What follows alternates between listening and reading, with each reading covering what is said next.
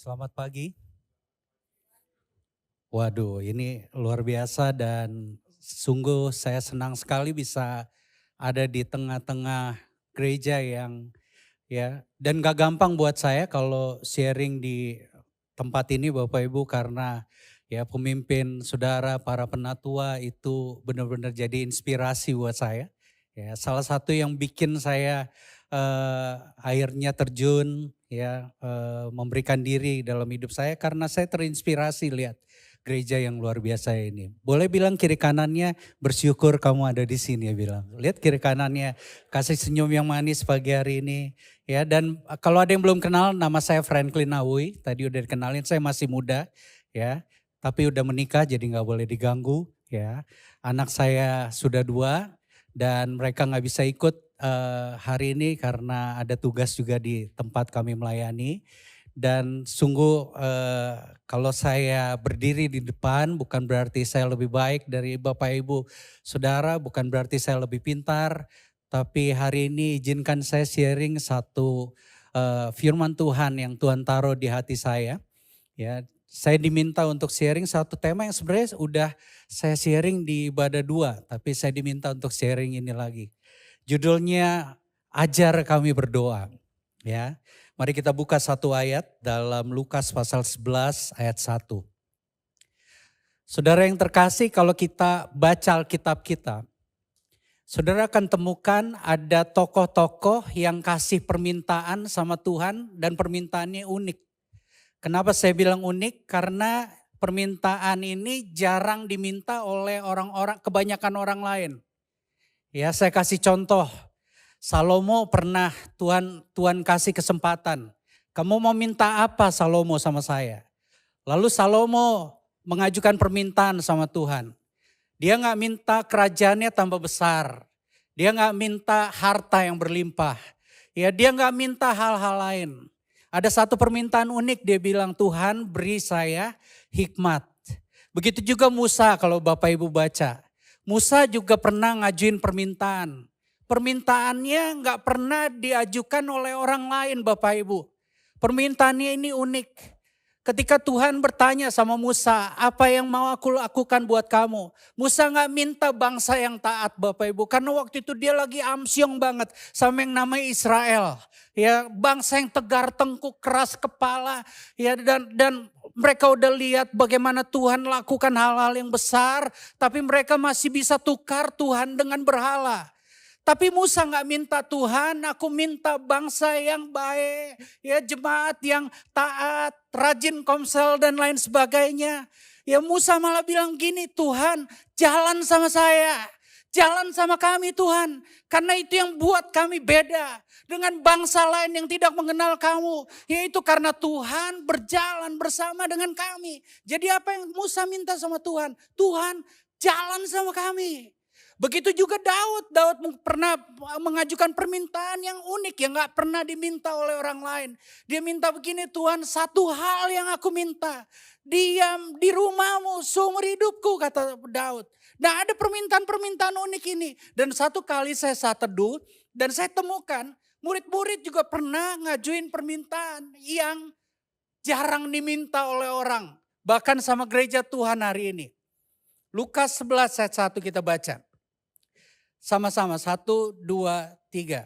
Pada satu kali Yesus sedang berdoa di salah satu tempat. Ketika ia berhenti berdoa, berkatalah seorang dari murid-muridnya kepadanya. Sama-sama, Tuhan ajar kami berdoa. Sama seperti yang diajarkan Yohanes kepada murid-muridnya. Ini permintaan yang jarang diajuin oleh anak-anak Tuhan, apalagi Bapak Ibu Saudara, apalagi kalau kita baca ayat-ayat sebelumnya, cerita-cerita di Lukas ini, pasal-pasal sebelumnya, Bapak Ibu akan lihat bagaimana Yesus sesudah melakukan hal-hal yang sangat spektakuler di Israel pada saat itu. Yesus lakukan sesuatu yang orang-orang Yahudi selama ini cuma dengar ceritanya oleh orang-orang tua mereka. Ya mereka cuma dengar ceritanya seperti legenda. Ya tentang apa yang Tuhan pernah kerjakan di Israel pada zaman dulu. Ya gimana Tuhan belah lautan. Gimana Tuhan lakukan hal-hal yang sangat ajaib, yang begitu luar biasa. Tapi pada saat itu Bapak Ibu, Yesus lakukan apa yang mereka selama ini cuma dengar. Yesus bangkitkan orang mati. Yesus sembuhkan orang buta. Yesus kasih makan 5.000 orang hanya dengan 5 roti 2 ikan. Yesus mereka lihat dengan mata kepala sendiri, bukan dari medsos karena nggak ada TikTok pada saat itu, bukan dari Instagram, bukan dari YouTube, mereka lihat dengan mata kepala sendiri bagaimana angin ribut bisa diredakan hanya dengan perkataannya, persis seperti yang terjadi zaman purbakala yang mereka pernah dengar dari nenek moyang mereka. Tentang apa yang Tuhan kerjakan dan mereka lihat dengan mata kepala mereka sendiri pada saat itu terjadi di tengah-tengah mereka. Dilakukan oleh satu orang yang sangat viral banget saat itu. Kalau dia jadi YouTubers mungkin followersnya udah jutaan mungkin yang lihat. Ya sangat viral pada saat itu, tapi aneh. Murid-murid datang sama mereka satu kali ketika Yesus selesai berdoa.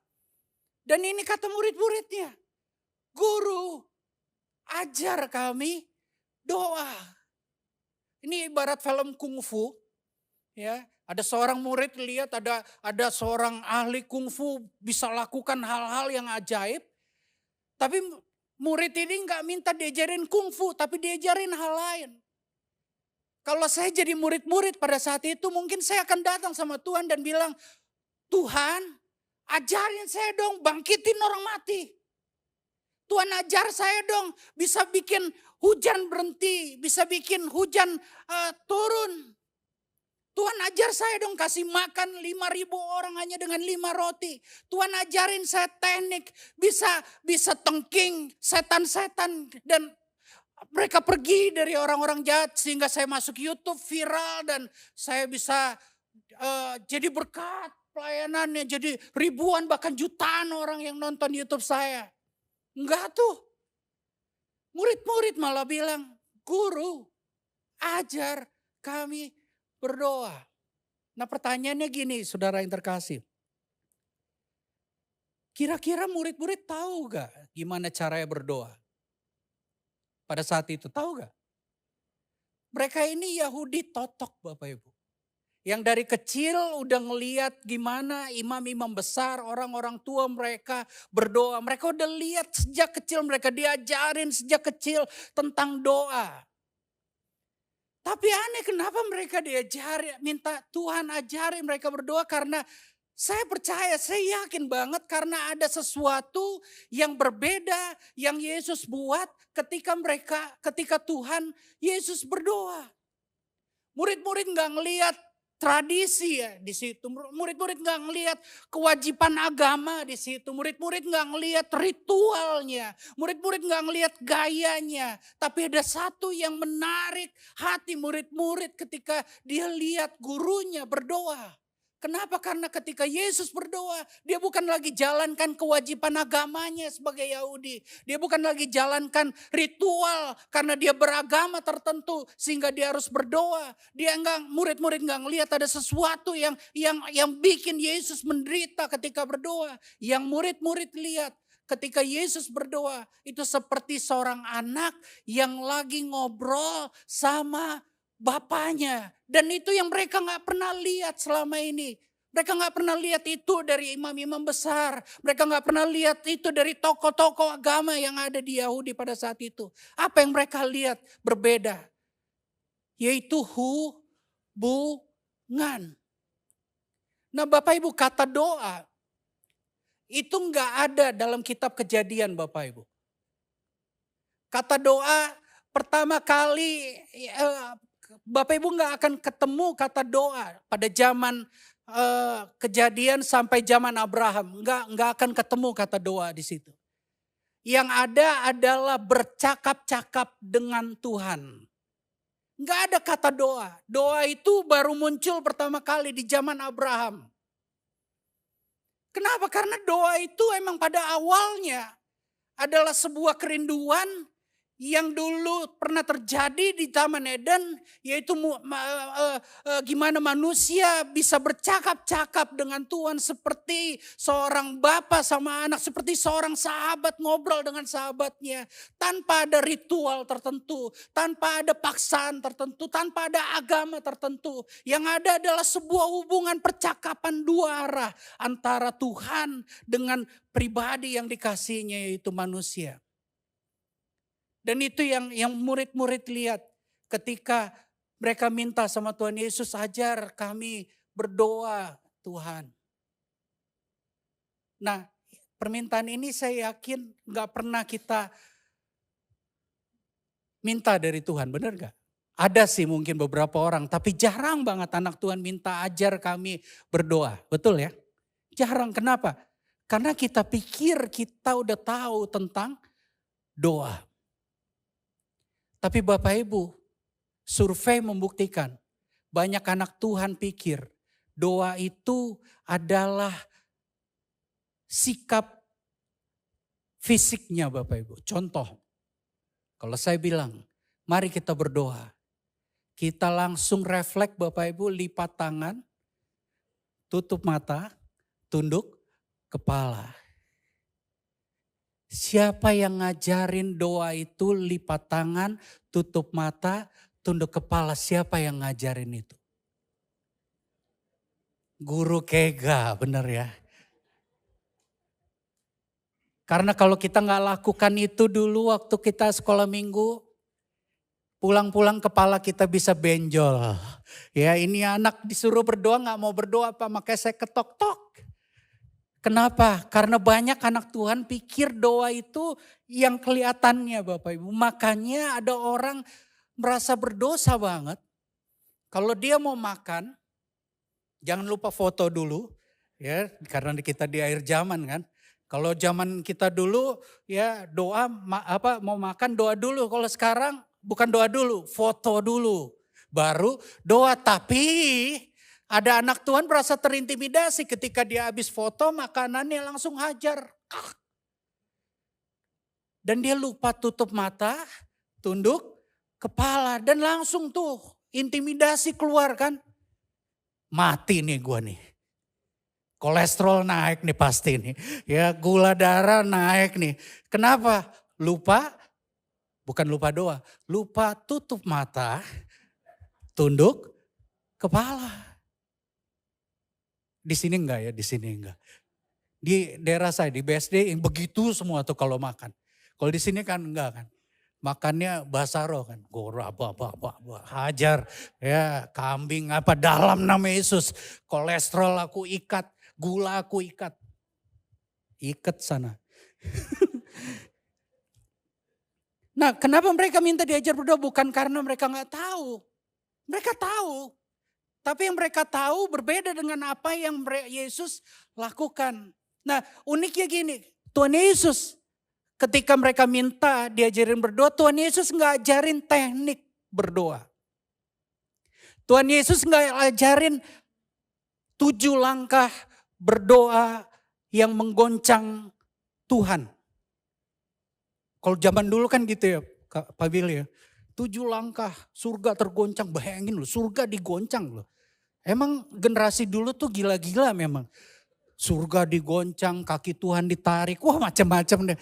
Ya, api turun, ya. Aduh, kacau emang tuh orang dulu tuh. Yang sekarang deh yang paling bener orang dulu, gak bener semuanya. Bercanda ya, ini direkam lagi. Di blacklist deh habis ini. Nah Tuhan gak jawab teknik, Tuhan gak jawab tata cara, Tuhan gak jawab ritual. Tapi Tuhan cuma jawab dengan 2 kata jangan. Matius pasal 6 kita baca. Matius pasal 6, 2 kata jangan aja. Yang pertama bilang begini, Matius 6 ayat 5. Sama-sama. Dan apabila kamu berdoa, janganlah berdoa seperti apa? Orang munafik. Katakan kiri kanannya, jangan bilang. Ya, itu kata Tuhan ya, bukan kata saya nih. Ya, kata Tuhan bilang begini, jangan berdoa seperti orang munafik. Kenapa? Apa ciri orang munafik? Mereka suka mengucapkan, perhatikan doanya, suka mengucapkan doanya dengan berdiri di dalam rumah ibadat dan tikungan jalan raya supaya, katakan sama saya, supaya dilihat orang. Jadi kata jangan yang pertama Tuhan bilang jangan berdoa seperti orang munafik.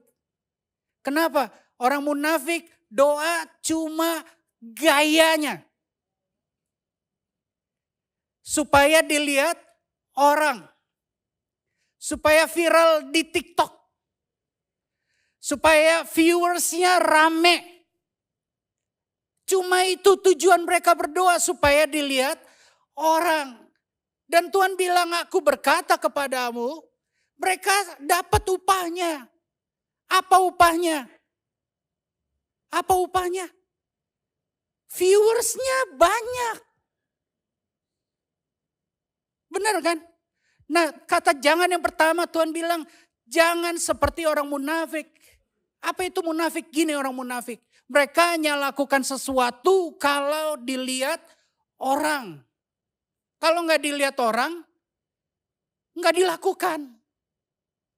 Doa itu terbalik. Tuhan bilang begini, kalau kamu berdoa masuk ke dalam kamarmu, kunci, dan berdoalah maka Bapamu yang ada di tempat tersembunyi, dengar doamu.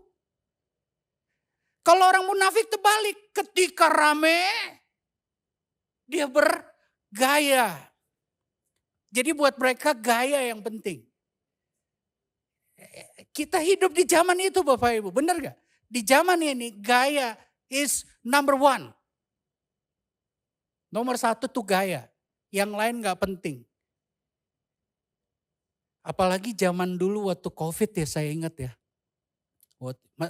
Di sini COVID gak ya? Kelapa Gading? Enggak jangan-jangan gitu loh kita, enggak kita di sini dalam perlindungan kasih karunia. Kita enggak vaksin, enggak ada yang kena COVID. Apa sih COVID? Ya, tapi kalau ada yang ingat dulu zaman COVID itu muncul lah unik-unik tuh di TikTok. Ada orang Bapak Ibu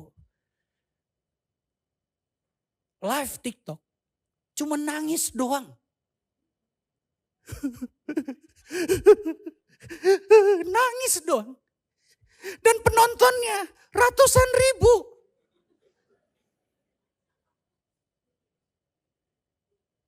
Ada orang Bapak Ibu di Instagram live bahasa roh.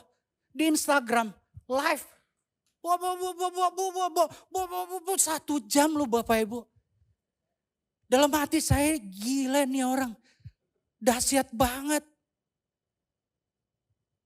Dia mau 1 jam bahasa roh, nangis-nangis 1 jam, viral dilihat di TikTok. Dia gak akan dapat apa-apa Bapak Ibu. Yang dia dapat cuma viewers. Cuma penonton yang banyak. Dan belum tentu tuh penonton senang Bapak Ibu. Jangan-jangan tuh penonton di belakang lagi, kesian, aduh kesian. Wah udah begini nih orang. Ya orang mah kena virus, kenanya di paru-paru, dia kenanya di otak rupanya. Ya dan lain sebagainya. Tujuan doa bukan supaya dilihat orang. Nah banyak dari kita kejebak, doa itu terjebak di gayanya. Bapak Ibu gaya penting, tapi gaya itu ekspresi. Ekspresi itu lahir dari esensi, dari hati. Bukan terbalik Bapak Ibu. Dulu saya dibesarkan di gereja tradisional. Di mana diajarin di gereja kami dulu. Kalau berdoa, sambil gemeteran nih pendetanya ngomong, kalau berdoa harus nangis. Enggak serius saya diajarin, kok diketawain, sebenar loh itu. Kita harus nangis kalau berdoa. Kalau nggak nangis, belum berdoa. Karena bukan datang dengan hati yang hancur. Jadi apa yang kami lakukan kalau doa? Ini yang kami lakukan. Kami berusaha untuk nangis dulu karena nangis adalah tanda Tuhan hadir. Nggak ada ayatnya, udah jangan dicari. Ya, tapi itu buat kami dulu. Jadi itu yang jadi ciri khas kami. Jadi kalau kami berdoa dulu berlutut, kami harus berlutut Bapak Ibu. Sekarang udah jarang ya, doa berlutut jarang kan. Karena kolesterol sekarang sama asam urat katanya lebih sadis katanya. Jadi kalau kita berlutut dikit, selesai gemeter bukan karena hadirat Tuhan, gemeter karena asam urat tiba-tiba cium gitu. Jadi asam urat ya, tadi apa tuh? Oh, jadi kita berlutut dan mulai berdoa. Dan gak ada yang ganteng deh pada itu. Mukanya kita pasang sesedih mungkin. Dan ini dulu ya dulu. Ini saya begini kalau berdoa. Tuhan, aku cacing Tuhan. Aku ulet bulu, aku debu di antara jutaan debu datang menghampiri Engkau Tuhan. Aku anak monyet Tuhan.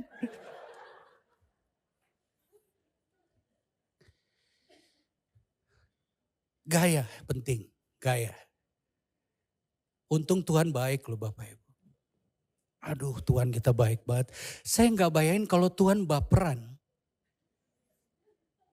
Lalu kita bilang Tuhan aku anak monyet. Tuhan akan bilang anak kurang ajar kamu. Kalau kamu monyet.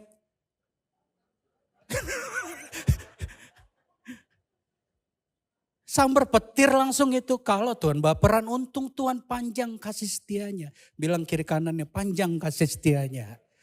Nah saya ada tujuannya ngomong gini karena kita gak tahu apa yang kita lakukan kadang-kadang. Kalau bahasa Jawanya, katro. Untung Tuhan kita itu, Tuhan yang besar setianya, panjang sabarnya. Dan dia lihat bukan gayanya. Nggak ada yang amin nih. Kata jangan yang kedua. Yang terakhir. Jangan seperti orang yang tidak mengenal Allah. Sama-sama Matius 6 ayat 7. Lagi pula dalam doamu. Janganlah kamu bertele-tele seperti kebiasaan. Kebiasaan. Orang yang tidak mengenal Allah. Mereka menyangka karena apa? Banyak kata-katanya, doanya akan dikabulkan. Kata jangan yang kedua, Tuhan yang bilang ya bukan saya. Tuhan Yesus sendiri yang ngajarin. Jangan seperti orang yang tidak mengenal Allah. Kalau berdoa, ternyata orang yang tidak mengenal Allah berdoa. Ternyata. Selama ini kan kita pikir, oh ini orang gak mengenal Allah, kenapa gak berdoa? Salah Bapak Ibu, ayat ini bilang orang tidak mengenal Allah juga berdoa. Dan mereka punya kebiasaan tertentu. Dan kata terjemahan orang tidak mengenal Allah ini adalah penyembah berhala. Kebiasaan penyembah berhala kalau berdoa. Apa kebiasaannya? Mereka ulang-ulang kata-kata. Dan kata-katanya kosong. Mereka pikir kalau diulang-ulang Tuhan akan dengar atau kita dengar, kita kenal dengan kata mantra. Nah kata jangan yang kedua ini, Tuhan bilang doa itu bukan banyaknya kata-katanya. Doa itu bukan hanya kata-katanya Bapak Ibu. Ada orang konsen doa itu cuma kata-kata. Makanya bukan di sini, ini banyak di daerah saya nih, saya orang Indonesia Timur, ya orang Maluku Utara. Percaya aja Bapak Ibu, memang tampang saya Korea, ya tapi saya dari sana sebenarnya. Jadi di sana kalau doa itu konsen sama kata-kata. Jadi kalau berdoa tuh kece banget kata-kata. Tuhan, Allahku, pencipta langit dan bumi, karya Chairil Anwar, ya kayak baca sajak gitu loh. Siapa di sini yang tertuduh atau merasa belum berdoa kalau doanya nggak sampai 1 jam? Cuma saya ya yang sini ketahuan nggak pernah doa 1 jam nih Pak Penatua nih. Semua nih. Tapi ada loh orang kalau berdoa dan dia kayak ngerasa belum lama, dia ngerasa Tuhan nggak dengar. Buat dia doa itu harus lama. Baru Tuhan dengar. Apalagi zaman dulu. Emang zaman dulu tuh aduh ya kita diajarin nih tanya nih Pak David tanya. Kita diajarin gini. Kalau pagi-pagi ketemu pemimpin kita atau pembina kita atau komsel yang ditanya gini. Saat teduh gak kamu? Saat teduh gak? Berdoa gak? Berdoa. Berapa lama? Berapa jam? Mainnya jam Bapak Ibu gak ada menit. Gak ada. Zaman dulu gak ada menit. Tanyanya berapa jam doanya? Dan karena kita ngerasa tertuduh, maka selalu kita akan jawab minimal 1 jam enggak. Kenapa? Karena ada firman Tuhan bilang, tidak sanggupkah kamu berjaga-jaga 1 jam. Untung lu berjaga-jaga 1 jam ditulis tuh. Kalau dia bilang 1 bulan, nah lu. Dan itu jadi standar kita kalau berdoa. Kalau enggak 1 jam belum, saat teduh belum berdoa. Tapi Tuhan Yesus sendiri di sini bilang, jangan seperti orang yang gak mengenal Allah, mereka pikir karena banyak kata-katanya, karena lamanya, karena gayanya, mereka pikir doanya didengar.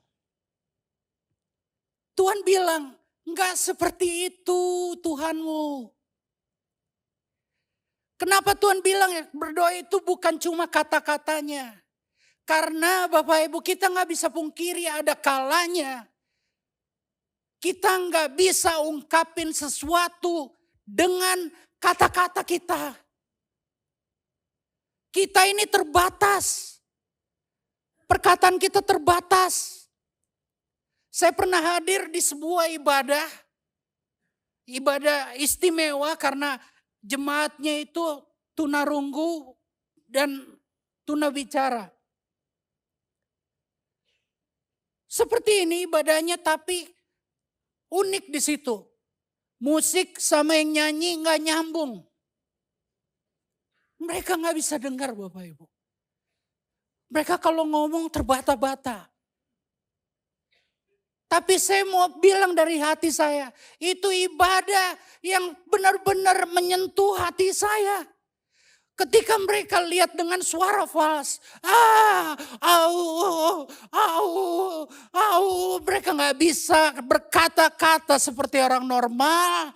Yang mereka bisa lakukan adalah ungkapin isi hatinya dengan ekspresi mereka, walau terbatas dengan kata-kata. Kenapa berdoa itu bukan cuma kata-kata? Karena ada kalanya. Kita tahu kita harus berdoa tapi kita nggak tahu ngomongnya gimana.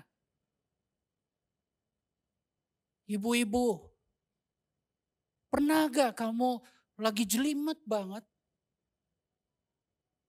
Atau ada di sini yang kamu lagi gagal? Jatuh lagi, jatuh lagi, jatuh lagi, jatuh lagi, jatuh lagi. Udah ikut SPK, LBC, apalagi sih sekarang champion gathering dan lain sebagainya. Tapi masih gagal di hal yang sama. Tapi kamu tahu kamu harus berdoa sama Tuhan. Tapi gak tahu ungkapinnya gimana. Ada ibu-ibu kamu mau pecah nih hati, mau ungkapin sesuatu sama Tuhan, tapi gak bisa. Kita cuma bisa, Tuhan. Pernah kayak gitu? Coba kamu datang sama penatua, sama Pak Billy, saya punya sesuatu Pak Billy yang berat. Lalu Pak Billy kan anteng gini kan, dia akan bilang, ada apa? Dan ibu-ibu ini, gini loh Pak,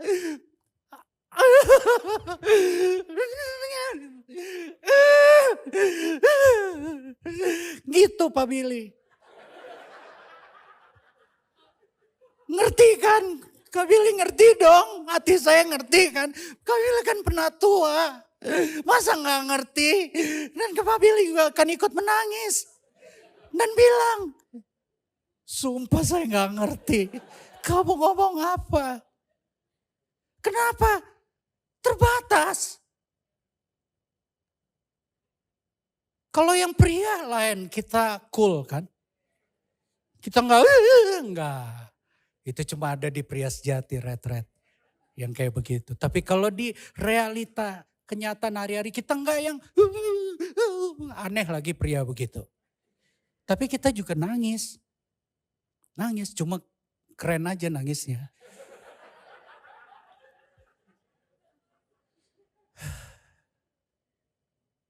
Bener deh Bu, jangan dimarahin terus suaminya. Kelihatannya doang. Ada apa? Hah? Ada apa? Tapi kami, ini saya jujur nih, mumpung gak ada istri gak ikut.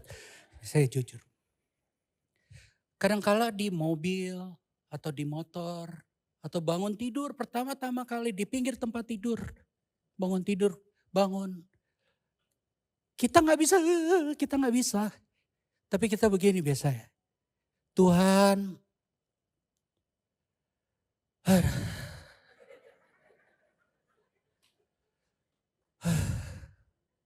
lalu air mata netes, lagi nyetir air mata netes. Sambil terus bilang, Tuhan, aduh. Karena pria lebih terbatas tuh kata-katanya. Bu, pria kami lebih terbatas ungkapin ya. Tapi kami juga ungkapin gitu sama Tuhan. Bu, Tuhan. Ambil tisu kan. Hancur hati.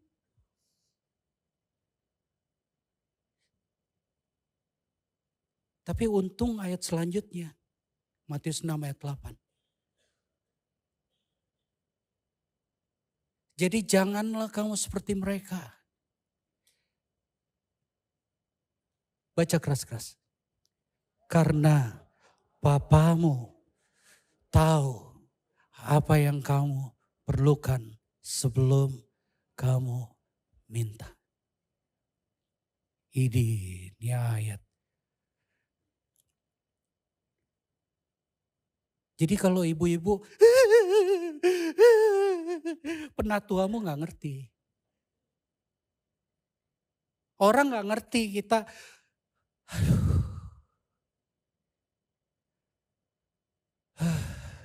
Gak ngerti. Tapi Bapamu ngerti.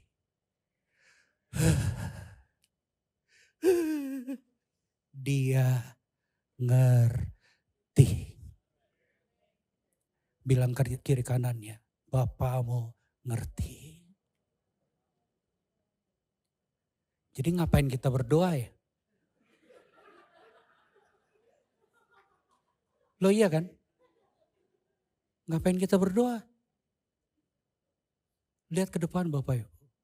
Karena doa bukan hanya permintaan. Yang iblis rusak pertama kali. Waktu Adam dan Hawa ada di Taman Eden, mereka jalan sama Tuhan, mereka ketawa ketiwi, ngobrol tanpa ritual, mereka bicara, hubungan yang begitu dekat. Apa yang iblis rusak? Iblis bilang gini, Tuhan pasti bilang sama kamu, semua buah di taman ini gak boleh kamu makan. Lalu manusia bilang, enggak tuh boleh, kecuali yang satu itu, buah pengetahuan baik dan jahat. Kalau kamu makan, kami mati. Lalu iblis bilang enggak. Kamu enggak akan mati, kamu akan jadi seperti Tuhan. Singkat cerita mereka makan. Apakah mereka mati? Habis makan buah pengetahuan baik dan jahat. Mati gitu? Enggak. Nah Bapak Ibu, kalau Bapak Ibu ingat cerita itu. Di zaman Adam dan Hawa itu nggak ada, mereka nggak pernah lihat apa itu mati. Kalau Bapak Ibu dengar kata mati, yang muncul apa? Rumah duka kan? Ada orang di dalam peti, nggak bernyawa lagi, itu definisi kita manusia ketika kita bilang mati. Definisi Tuhan tentang mati, bukan mati secara fisik. Definisi Tuhan mati adalah sejak saat itu mereka nggak bisa ngobrol lagi sama Tuhannya seperti sebelum mereka jatuh dalam dosa. Mereka terpisah. Sejak itu manusia kalau ketemu Tuhan gemetar. Sejak itu manusia kalau datang sama Tuhan, datang dengan ritual, persembahkan korban dan lain sebagainya. Tapi Yesus datang, ini yang dia pulihkan Bapak Ibu. Supaya saudara dan saya bisa punya hubungan lagi sama Tuhan. Sehingga dimanapun, kapanpun, di saat apapun, kita bisa datang sama dia dan bilang, halo Papaku yang di surga.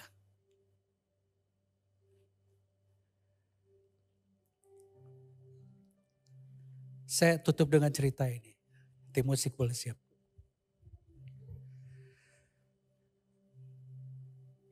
Saya ini orang brengsek Bapak Ibu. Enggak, sekarang udah enggak terlalu kelihatan. Tapi dulu saya hancur banget hidupnya. Makanya kalau saya berdiri di depan, saya ngerasa benar-benar cuma kebaikan Tuhan. Saya ini pernah kecanduan obat kurang lebih 6 tahun. Waktu itu saya SMP, bayangin Bapak Ibu lagi lucu-lucunya jadi pecandu obat. Ya sekarang gak kelihatan kan, sekarang kan udah six pack ya. Saya gak boleh buka baju ya. Six pack, badannya bagus gini. Tapi dulu aduh rusak deh. Saya hancur hidupnya, saya pecandu obat. Singkat cerita, ya dari pecandu obat saya berjumpa dengan Tuhan. Saya dijamah Tuhan. Saya disentuh oleh cintanya yang begitu besar yang saya gak bisa ungkapkan dengan kata-kata saya. Sampai hari ini kok bisa-bisanya dia terima saya. Nah sejak Tuhan sentuh saya punya hobi baru. Sama seperti kita di sini, ini ciri orang baru lahir baru. Mereka senang, tiba-tiba mereka senang berdoa. Mereka senang baca firman. Yang tadinya gak senang berdoa, tiba-tiba jadi senang berdoa. Senang menyembah Tuhan, senang menikmati merinding-merinding gitu ketika menyembah Tuhan. Senang. Karena ada hubungan yang dipulihkan ya kan. Nah begitu juga saya dari orang brengsek, dijamah Tuhan saya punya hobi baru. Tapi problemnya gini nih sebagai orang baru, sebagai jiwa baru. Kalau saya mau berdoa, saya malu kalau kelihatan temen atau kelihatan saudara atau kelihatan keluarga, malu. Maklumlah dari orang begajulan tiba-tiba berdoa, jadi kayak aneh gitu. Jadi saya selalu tunggu saat-saat sepi, saat-saat tenang, baru saya mulai berdoa. Nah masalahnya gini, saya satu kamar sama adik saya. Adik saya di kasurnya di tingkat atas, saya di bawah. Jadi setiap malam saya harus nyembah Tuhan, saya harus berdoa, tapi saya malu. Saya takut adik saya tahu saya suka berdoa, malu. Jadi saya tunggu dia tidur baru saya berdoa. Nah Bapak Ibu kalau saya berdoa dulu saya punya ritual, tanda kutip. Saya selalu nyanyi lagu yang sama. Dulu nih lagu saya dulu. Sebelum saya berdoa, saya pasti nyanyi lagu ini. Lagunya gini. Bapa terima kasih. Dan kalau saya nyanyi itu Bapak Ibu, hancur hati saya. Bapa terima kasih. Kenapa? Pecandu obat dijamah Tuhan. Dan itu lagu yang satu-satunya bisa ungkapin hati saya sama Tuhan. Terima kasih Tuhan. Dan kalau saya nyanyi pasti nangis tuh. Dan Bapak Ibu, penyanyi sekali berapapun kalau nyanyi sambil nangis pasti ngaco suaranya. Udah pasti.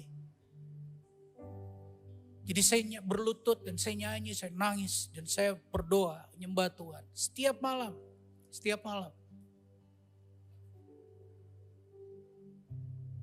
Satu kali, sesudah saya berdoa, seperti biasa saya nyanyi, saya berdoa dan saya mau tidur. Terima kasih Bapak, saya mau bobo. Dalam nama Yesus saya berdoa, amin. Tiba-tiba dari atas tempat tidur muncul kepala. Toew gitu ke bawah. Saya kaget, bukan kepala Tuhan, bukan. Kepala adik saya. Nongol ke bawah dan dia langsung marah-marah. Ngapain sih kamu tiap malam? Bapak terima kasih, Bapak terima kasih. Nangis tapi senyum-senyum. Kamu kalau ada masalah cerita lu sama papa mama nanti. Gila lu begini terus katanya. Wah saya kaget, campur malu. Dan saya ingat Roh Kudus gerakin hati saya untuk cerita sama dia. Kesaksian. Jadi saya bilang turun ke bawah kalau kamu mau tahu. Dia turun ke bawah dan di lantai di kamar. Saya khotbahin dia. Itu khotbah pertama saya Bapak Ibu. 1 jam. Kalau sekarang udah gak boleh khotbah 1 jam 30 menit. Dulu 1 jam khotbah. Saya khotbahin dia 1 jam Bapak Ibu, bener. Ini orang brengsek khotbah Bapak Ibu. Saya khotbahin dia, kerajaan Allah, kerajaan Allah. Saya khotbahin dakduk 1 jam dan dia nangis dong. Hancur hati dan malam itu dia terima Yesus Kristus sebagai Tuhan. Jangan tepuk tangan dulu, jangan. Benar, jangan tepuk tangan dulu, belum selesai. Saya skip ceritanya berapa tahun kemudian kami udah melayani sama-sama di gereja Tuhan. Satu kali dia khotbah pertama. Cielah, dia khotbah. Saya duduk depan kayak begini. Dan dia khotbah begini. Tahukah saudara apa yang buat saya bertobat katanya. Saya langsung aduh. Saya langsung tundukkan kepala. Kemuliaan buat Tuhan. Kemuliaan buat Tuhan. Dan dia turun ke bawah, dia tanya lagi, tahukah saudara apa yang buat saya bertobat? Tahu gak? Itu dulu khotbah modal semangat doang memang. Ya yang penting teriak-teriak. Tahu gak saudara? Tahu gak? Gitu. Lalu dia samperin saya, dia bilang, ini orang Bapak Ibu. Khotbahin saya berapa tahun yang lalu 1 jam saudara. 1 jam. Kan emosional gitu kan dulu. 1 jam. Tapi jujur, gua gak ngerti dia ngomong apa katanya. Itu yang tadinya kemuliaan buat Tuhan langsung berubah. Anak kurang ajar nih. Lalu apa yang buat dia berubah kalau gitu? Kalau bukan karena khotbah yang spektakuler. Lalu dia bilang, yang buat saya berjumpa dengan Tuhan. Karena setiap malam saya dengar ada orang, Bapak terima kasih tiap malam dia bilang. Dan saya ngintip ke bawah, saya lihat si brengsek ini lagi berlutut, nangis tapi senyum-senyum. Dan dia lakukan itu tiap malam. Saya tahu ini orang katanya. Ini orang jahat. Ini orang brengsek. Ini orang melawan orang tua. Kuliahnya gak benar. Pecandu obat. Jahat. Dan lain sebagainya. Tapi kok dia bisa? Bapak terima kasih. Bapak terima kasih. Dan sejak malam itu. Tanpa saya tahu, ketika saya di bawah, Bapak terima kasih. Dia di atas sambil meluk tempat tidur juga bilang, Tuhan, aku juga dong. Aku juga dong Tuhan. Kalau si brengsek ini ketemu kamu, aku juga dong Tuhan. Doa bukan kata-kata. Doa bukan gayanya. Doa itu hubungan antara kita anaknya dengan Bapa kita di surga. Sehingga dengan hati yang tulus tanpa rasa takut kita bisa menghampiri tahta kasih karunia-Nya dan berkata, Bapa kami yang ada di surga. Mari kita datang sama Tuhan, kita sembah Tuhan pagi ini. Bapakku.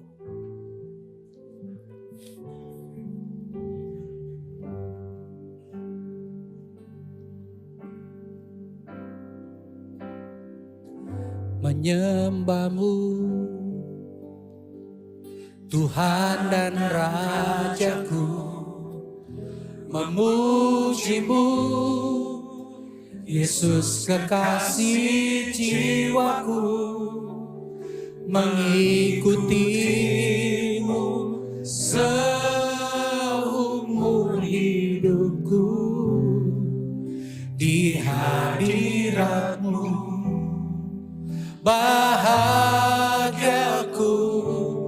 penuh. Menyembah-Mu, menyembah-Mu Tuhan dan Rajaku, memuji-Mu Yesus kekasih jiwaku, mengikuti-Mu seumur hidupku, di hadirat-Mu bahagiaku penuh. Coba buka mata sebentar Bapak Ibu sebelum kita pulang. Ada di antara Bapak Ibu di sini yang hatinya saat ini kayak mau meledak gitu loh. Ada sesuatu yang pengen diungkapin, tapi kamu gak tahu caranya gimana.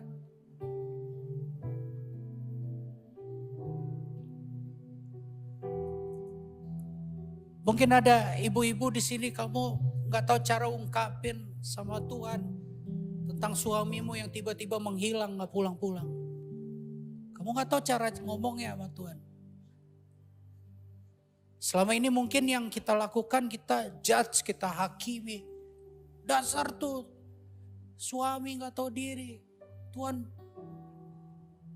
hilangkan dia dari bumi ini dan lain sebagainya. Tapi itu kan emosi. Tapi kita gak bisa bohong. Di hati kita itu seperti ada kata yang mau keluar. Kayak mau meledak gitu hati kita. Tapi kita gak tahu how to say it. Kita gak tahu gimana cara ngomongnya.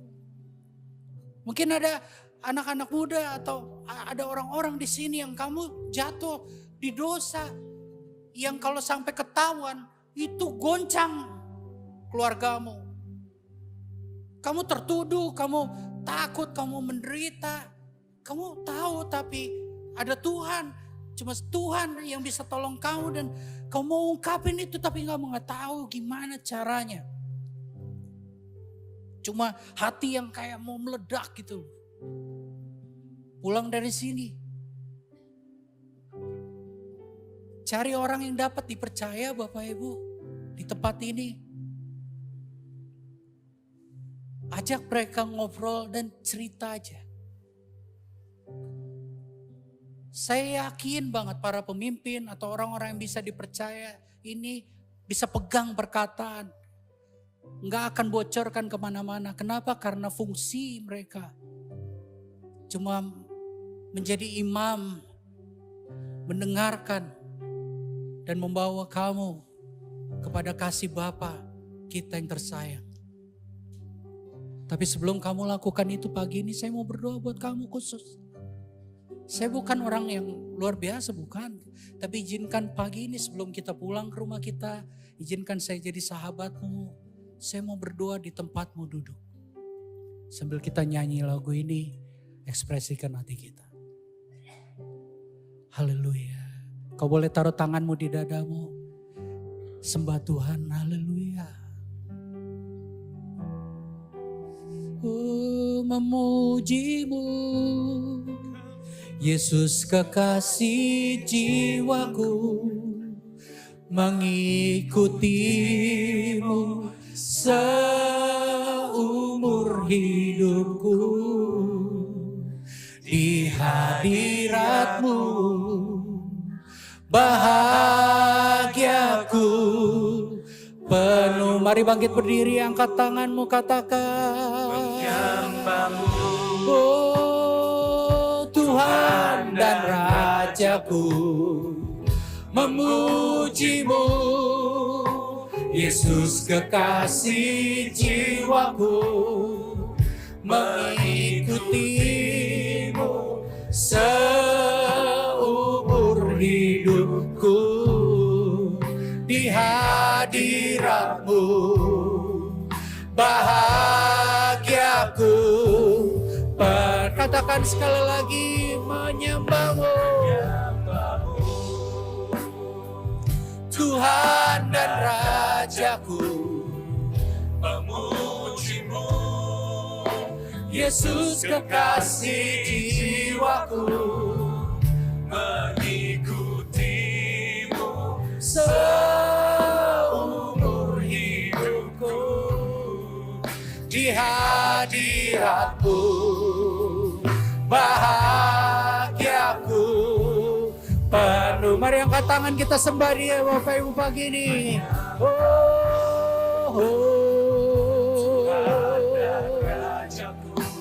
Kami sembah Kau Tuhan, Bapakku, mengikutimu seumur hidupku. Di hadiratmu bahagiaku penuh.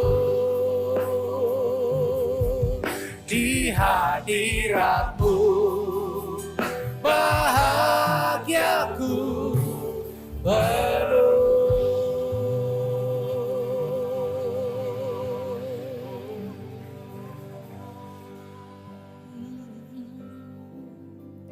Sebelum kita pulang, mari ceritakan. Kamu yang butuh didoakan, kamu bisa mulai bercakap-cakap dengan Dia apa adanya, apa adanya. Datang pada Bapamu dan ceritakan isi hatimu apa adanya.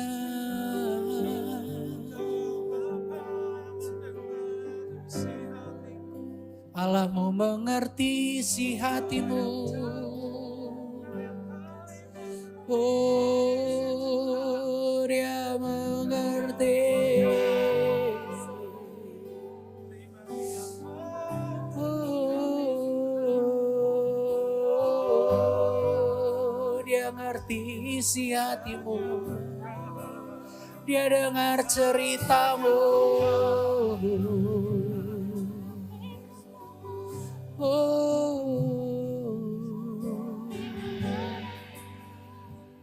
Bapakku, berdoa sentuh hati kami, bahwa kami dekat denganmu lagi Tuhan. Haleluya. Dan ini dari hati kami mengungkapkan syukur kami Tuhan, dan bilang kepadamu, Bapa, terima kasih. Dari hati kita katakan, Bapa, terima kasih.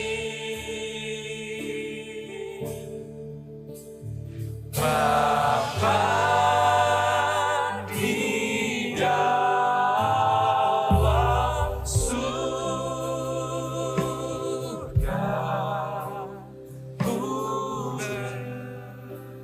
terima kasih. Mari angkat tangan kita, katakan dari hati kita, katakan, Bapa,